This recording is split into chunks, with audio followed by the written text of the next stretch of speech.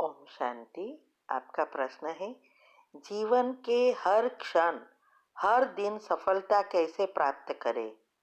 कई बार बहुत मेहनत करते हैं, उस वक्त कोई नहीं देखता, लेकिन जब वक्त चला जाता है और हमारा मोटिवेशन जब डाउन हो जाता है, तब ये नोटिस कर लिया जाता है कि हमारे काम में कमी थी। ऐसा क्यों? जब हमें सफलता मिली होती है, उसे एप्रिशिएट करने वाला कोई नहीं होता, तो गुप्त रहता। और सफलता अज्ञानियों को जल्दी मिल जाती, हम ज्ञानियों से ऐसा भी दिखा जाता है। ऐसा क्यों? उत्तर है, आपके एक प्रश्न में दो प्रश्न हैं। एक तो जो आपने कहा कि जीवन में हर क्षण कैसे सफलता प्राप्त करें। तो देखो, अगर आपको सफलता चाहिए तो एक ही चीज है, योग में अच्छी अवस्था बनाओ और एप्रिसिएशन की एक्सपेक्टेशन छोड़ दो। क्योंकि ये एप्रिशिएट करे, कोई मुझे देखे, कोई मेरा मान शान रखे, ये चीज ही हमारा मोटिवेशन को डाउन करके हमारी नेगेटिविटी को ऊपर लाती है। आप ही आपके पाप कर्म को खींच के प्रॉब्लम क्रिएट करते हो, और ये इसीलिए होता है कि आपकी अवस्था स्टेबल नहीं है, अचल अदोल नहीं है। इसीलिए जब आपकी अवस्था नहीं होती तो आपको ये चीज इफेक्ट करती है और नेगेटिव विचारों की उत्पत्ति होती है, तो आपका काम में प्रॉब्लम होना शुरू होता है, तो हमेशा वो तो दिखाई ही देगा। इसीलिए पहले अवस्था बनाओ। नई चैनल पर आपको साथ में मिलेगा, रोज लिंक आ रही है नई चैनल की, उसमें प्लेलिस्ट में आप जाएंगे तो अच्छी अवस्था बनाने के लिए क्या क्या करना है, सारी वीडियो साथ में मिलेगी। सभी टॉपिक के शॉर्ट में सारी वीडियो मिलेगी, इसीलिए ये नया ग्रुप खोला है, क्योंकि पुराने में 2-3 हजार वीडियो हो गई है।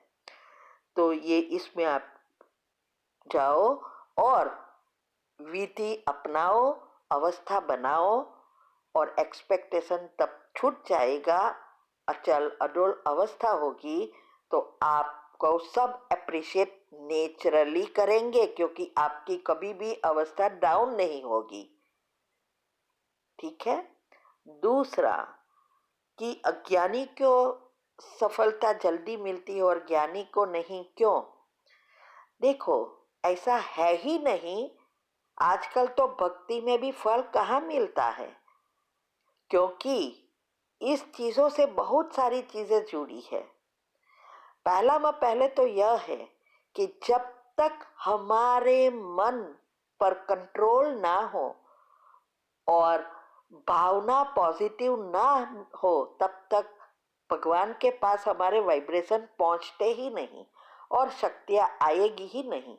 इसीलिए भक्ति में पहले जो फल मिलता था, बाधा मानता जो भी रखते थे, तो फल तुरंत मिलता था।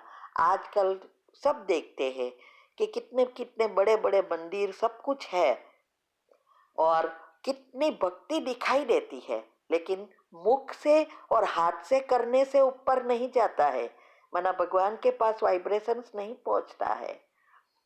जब हमारी कर्मेंद्रियों शांत होगी ना, तभी हमारे मन से भावनाएं उत्पन्न होगी, और ये मन को शांत करने के लिए ही भगवान ने आके विधि बताई, क्योंकि मन के विचारों से जो भावना उत्पन्न होती है, तो भावना के तार से हमें सफलता या प्राप्ति होती है। तो ये अभी तो है ही नहीं। दूसरा, कई आत्माएं एक ऊपर से नीचे आई, अभी अभी आई है, नई नई है, और कई आत्माएं द्वापर से आई है, कई कलयुग से आई है, और कई एक दो जन्म वाली है, और कई सतयुग से आई है। तो हर एक के कर्म अलग अलग है ना, क्योंकि कर्म की गति इससे सफलता से जुड़ी है। और इस सभी चीजों से मुक्त करने के लिए ही तो बाबा हमें सब कुछ सिखा रहे हैं। तो जो नई आत्मा आई है उसका तो पहले से ही सुख होगा, और उसकी अवस्था भी अच्छी होगी, फिर असर होगी वातावरण की, और विचारों बदलते जाएंगे। तो जिसको सफलता जल्दी मिलती दिखाई देती है अज्ञानी को, उसके पिछले कर्म बहुत नहीं है। इसीलिए कभी कभी अभी उसका मन अच्छा है तो एनर्जी ऊपर जाती है, या तो उसका पुण्य क्योंकि अभी ही आई है तो पाप कर्म है नहीं क्या उसको हैरान करेगी, इसीलिए वो दिखाई देता है कि उनको जल्दी सफलता मिलती है। ज्ञानियों को देखो तो वो तो द्वापर से सभी आत्माएं नीचे आई है ना। 33 करोड़ आत्माएं जो है, जो भगवान के बच्चे बनते हैं, वो सब द्वापर से पहले नीचे होती है, बाद में ऊपर परम धाम से आना शुरू करते हैं ना। अभी इस 33 करोड़ में भी जो 9 लाख पहले नंबर वाली आत्माएं हैं, उसके सबसे ज्यादा से ज्यादा कर्म है। फिर 8वें जन्म का उस अनुसार कर्म बनता है, और उस अनुसार उसके द्वापर से भी कर्म अलग अलग प्रकार से हुआ है। और क्योंकि जितना आगे का जन्म माना श्री कृष्ण के साथ का राजाई घराने का, उतना द्वापर से भी अच्छे ही घराने के होंगे। तो उस समय कर्म की गति बदल जाने के कारण हमारे जो देह अभिमान के कारवश होकर या बड़े बड़े घराने में रहते हैं तो पाप कर्म भी ऐसे ही बनते हैं। इसीलिए हमें नहीं पता है कि हम कैसे जन्म के हैं और द्वापर से कितने पाप किए हैं।